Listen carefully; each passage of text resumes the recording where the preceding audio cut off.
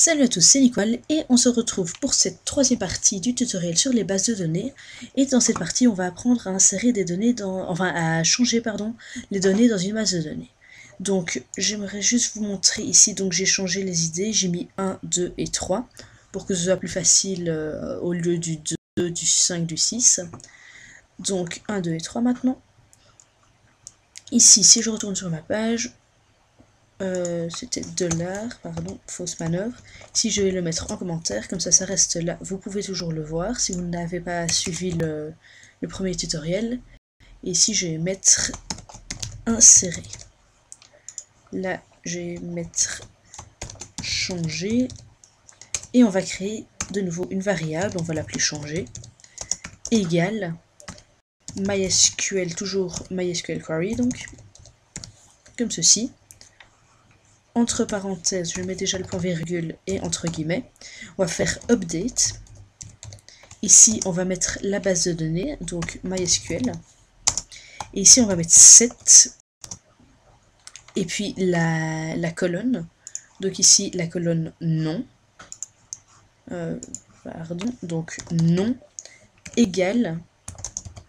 Ici, je space pour que vous voyez bien. Et ici, on va mettre Lucas par exemple. Lucas. Comme ceci. Mais ici, si je mets 7 nom égale Lucas, il va changer tous les noms en Lucas.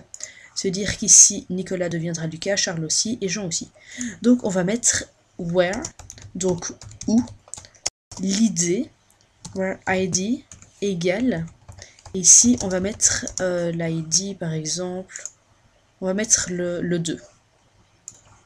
Where id equals to. Donc, si j'actualise, je ne vois pas d'erreur à première vue. Hop, comme ceci. Et normalement, ça devrait avoir changé. Et on voit que le 2 s'est changé en Lucas. Donc maintenant, on peut le rechanger et remettre, c'était Charles, là. Donc ici, au lieu de mettre Lucas, on met Charles. Et on peut mettre where id equals 2 and 3. Donc, où l'idée est 2 et 3. On sépare de virgule, je crois. Je ne suis plus sûre. Est-ce que j'ai bien actualisé? Oui. Là, comme ceci. Si j'actualise...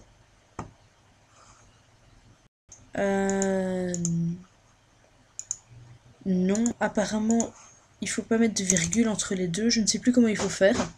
Enfin, si je retrouve, je vous le dirai dans le prochain tutoriel. Mais avec ça, donc ce tutoriel est terminé. Enfin, cette vidéo est terminée. Et je vous dis à la prochaine pour la prochaine vidéo qui portera donc sur la suppression de données dans les bases de données. Donc, je mets ça en commentaire et je vous dis à la prochaine. Salut!